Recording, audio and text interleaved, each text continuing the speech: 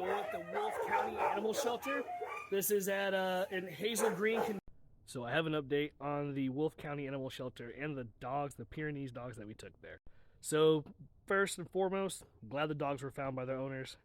But I don't appreciate how they kind of handle this. They're telling people not to bring in dogs that they find. Then they proceeded to talk about the person being a veteran and not being able to afford getting their dogs out, which was $50, $25 a piece. So this is the messages between the community and the shelter about the post that they made. A lot of people were for it. Some people were against it.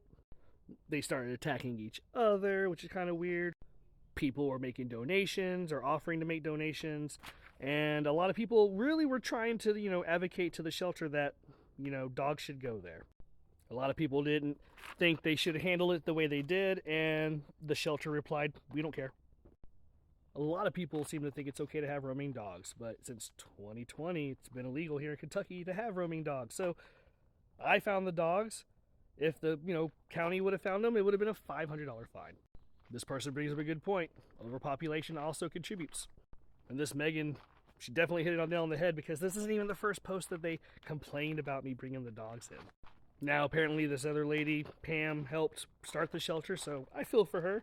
I mean, she's coming out of pocket because she loves dogs, I get it. It's a 503C, and C people do support her. Other people had comparison stories, which, cool. Get some of the community, involved in what has been going on to them as well. And no one was bashing the animal shelter until this post. And the post that came before this, the day before. And the community has some great ideas. Put some flyers up. Get everybody involved in knowing that free roaming dogs shouldn't be happening here in Kentucky. And here again, talking about it's illegal for Kentucky to let loose dogs. And people are like, I didn't keep up with it. Looks like James is on both sides. Put the collar and a name on your dog. Leave people's dogs alone. Oh, and David actually put up the case law for Kentucky so you can see all the rules that these dogs were breaking. So again, save the owner $500 fine.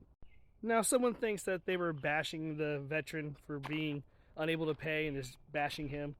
My wife's 100% disabled Navy vet. So if he's receiving a stipend, he more than likely had the $50.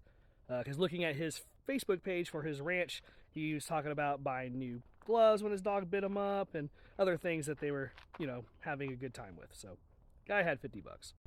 And here's the ranch. Now, the guy has a personal account, but this is all you really need to see because it's basically all, everything he's doing. And this is their excuse for why they don't have tags on their dogs or why they refuse to get them chipped. Because he messaged me and said, I'm not chipping them for being working dogs. And then the shelter is just like, we can't stop tourists from bringing them, and we're losing out on money. Again, sounds like an issue with the dogs not being cared for. And then, again, leash laws, dogs need to be supervised, whatever you want to call it. And then someone's really concerned about their care of the animals because if they're receiving multiple vaccines and shots, they could hurt them, which is true. Again, just keeping up on the shot stuff. Justifying their flea control and how they don't do it. And I don't know if we saw this, but yeah, people just work out of the road. So that's basically what it comes down to, These people weren't happy they had to pick up their dogs. The shelter wasn't happy they didn't get paid their $50. I wasn't happy that the dogs were found 3 miles into the gorge away from any civilization besides the tourist. So, I don't know. What do you think? Let me know.